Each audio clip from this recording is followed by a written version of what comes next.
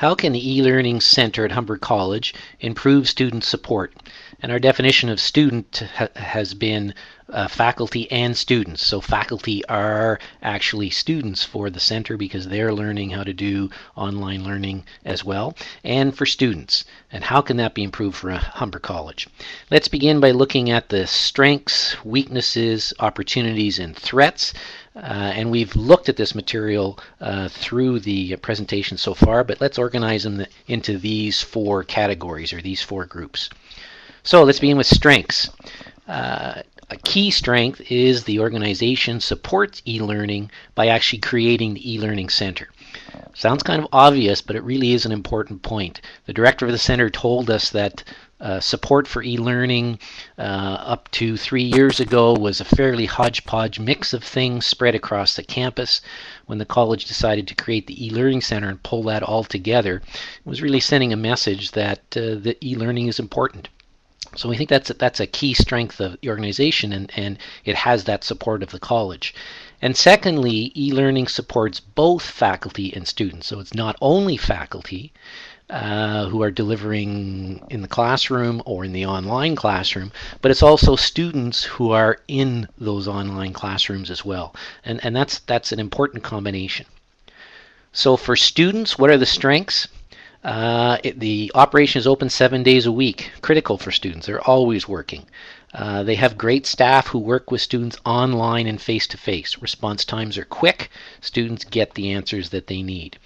And they've also created a self-test for students to help them gauge whether online learning is suitable for them, and that's an important step in students' decision making about the kinds of programs they want to take, or if they're in online courses, and for many of them this is the case, that they don't have a choice, they're in online courses, and it helps them prepare for that kind of program, that kind of course. On the strengths for faculty, again, open 7 days a week. Faculty are always working on their material, often on weekends, and when they get stuck, they're going to need some help. And great staff, again, those great staff who work with students, also work with faculty to design online courses. And they bring an amount of expertise that's not always seen in all other colleges. So they have a graphics expert, so someone who can help with the visual look of the course. So the user interface, what does it look like? And they have instructional design experts who are assigned, graphics and instructional design experts are assigned to work with a subject matter expert to develop a course. We don't have that same kind of resource at Algonquin College, and I know Angela, who works at George Brown, says the same thing. My sense is that it's similar in other Ontario colleges, that Humber really is taking the lead in providing this kind of support. It's critical. Weaknesses. We're told by the director that retention for online courses is about 10% less than face-to-face courses. That's certainly a concern and certainly an issue, and certainly his objective is to improve that number to match or even better than face-to-face courses. So for students, continuing with weaknesses for students, so far the training isn't about how to be an online student, except for that review, that self-test that helps them gauge whether they're prepared or not. The training is really about how to use the technology, how to use Blackboard. It's not about how to be an online student. On the faculty side, for faculty, most faculty who use the e-learning services are part-time faculty, and that's a critical issue for the organization. While this support exists, the culture of learning is only really beginning to change. And Atkinson points out that staff unfamiliar with the intricacies and complexities of ODL provision find themselves, often for the first time, in an environment where the learning design is more transparent, no longer behind closed doors. So we still have faculty, for example, who don't want to put their notes up on Blackboard, because they say, if I put my notes up on Blackboard, then the students won't come to class.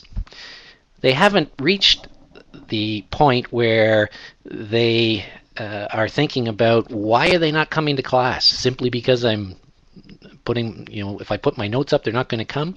What it means, what they need to think about is, what am I doing in my classroom that students wouldn't want to come?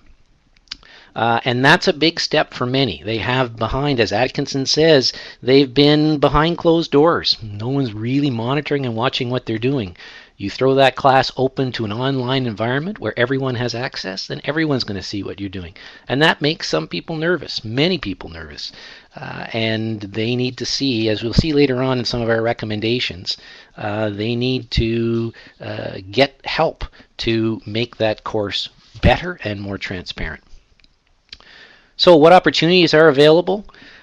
Great courses and great support, academically and non-academically, won't matter if learners are unmotivated to learn. We can provide all the support in the world, but if nobody takes advantage of it, it's not much use. And as Bandera's self-efficacy theory shows, we're motivated, demotivated by positive, negative experiences, by watching positive, negative experiences of others and receiving encouragement, discouragement. So we need to figure out a way to motivate. And we'll talk a little about that a little bit later, because it's different in a college environment. What are the threats to the organization? And this is not just the center, but the organization itself. And of course, the major threat is competition. If you're falling behind in online learning, that's going to be a problem in the future, and everyone is getting into online learning. So other colleges in the Greater Toronto Area, in the GTA, other colleges in Ontario, other colleges in Canada, and other colleges around the world. I was at a meeting today with our acting dean of curriculum development, and I'm looking up at her wall, and there on her wall is a framed diploma, a master's degree in education, an MEd, and I'm sort of peeking in to see where it's from, and where's her MEd from, but University in Australia. She's never been to Australia, but she spent 2 years completing a program there. We have an education, Masters of Education program here in Ottawa at the University of Ottawa. Why didn't she go there? Well, if she couldn't have gone anyplace else, she would have gone to University of Ottawa, but she found a better, more suitable program. She's gone someplace else. So I think the University of Ottawa needs to be seriously thinking about, where are all those MEd students going? So choices for students are no longer limited to where they live, and that's a key to development of online learning.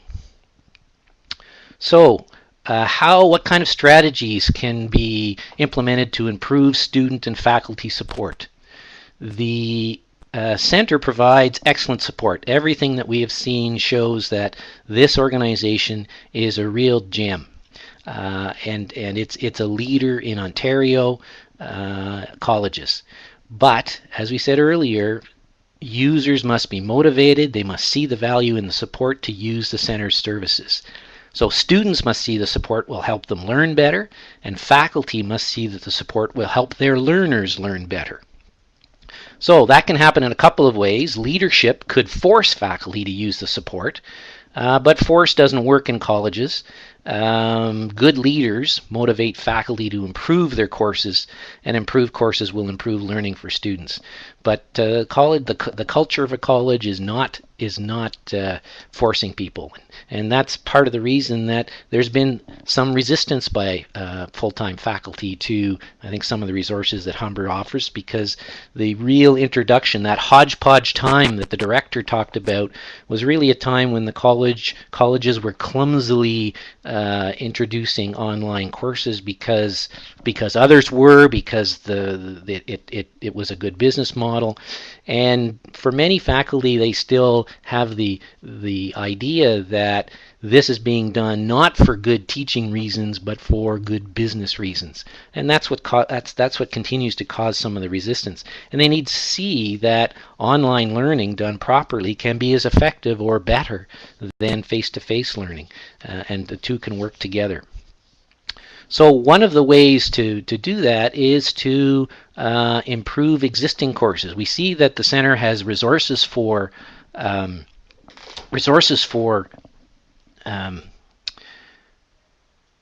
for creating new courses, providing graphics and instructional design experts for the development of new courses, but there's no real indication of what are they doing, what happens with existing courses. And there are more existing courses than there are new courses to develop. So mobilizing those resources to review and improve existing courses would be a big step in improving the e-learning experiences of both faculty and students.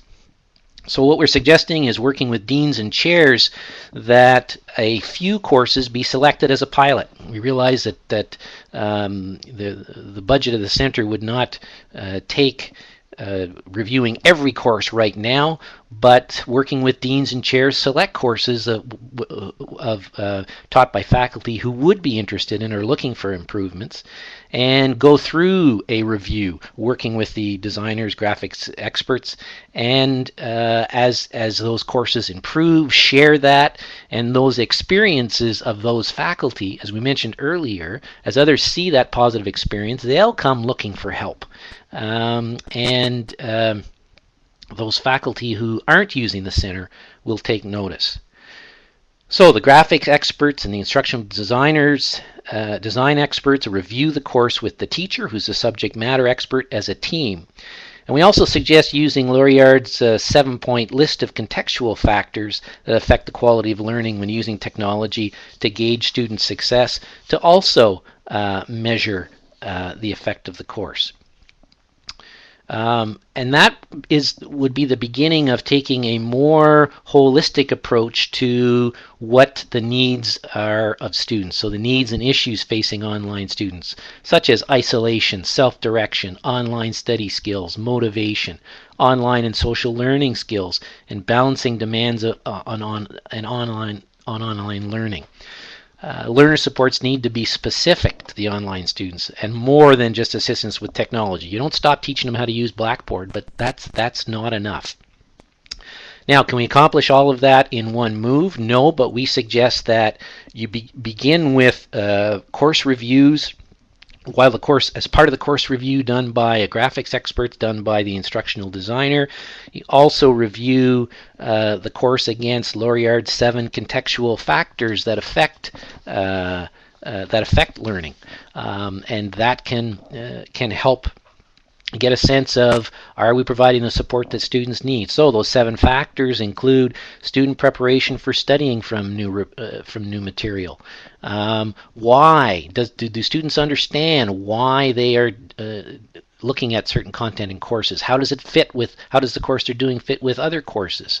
Why this approach to the material? Secondly, the integration of new materials, particularly technology. Is the technology of value? Is it serving some purpose, or are we just using it because it's there? And is the technology getting in the way of learning? How essential is that technology to the learning? Thirdly, epistemological values. How do people learn? Has that been discussed with the class? Is that going to be of value to the learner, to the instructor? That if there's going to be less teacher-student contact face-to-face, then need to encourage students to look at the nature of the course itself and how are they going to interact with fellow students, with the material, and with the teacher. Pedagogical support. Number 4, is all the material there for the learner to clarify what they need? Course guides, discussion opportunities. And the 5th, very critical, assessment. Critical in any course, but have assessment requirements been clearly communicated to the learner, and do they understand the purpose of the assessment, why they're being asked to do it? Is there enough assessment? Is the feedback from that assessment timely enough that it helps learning? Logistical conditions, the environment that the student works in. The importance of materials. Is it material essential, important, or optional? And do you have those? Is everything labeled that way? Levels, and finally, number 7, level of resourcing, ensuring students have good access to relevant materials, equipment, activities for their studies, and that they have the right technical support for those studies. We suggest that those reviewers follow the student-owned learning engagement or SOUL model that Atkinson discusses and involve students in the review. They'll take what they learn to their other courses and become part of that evaluation, and that will help everyone.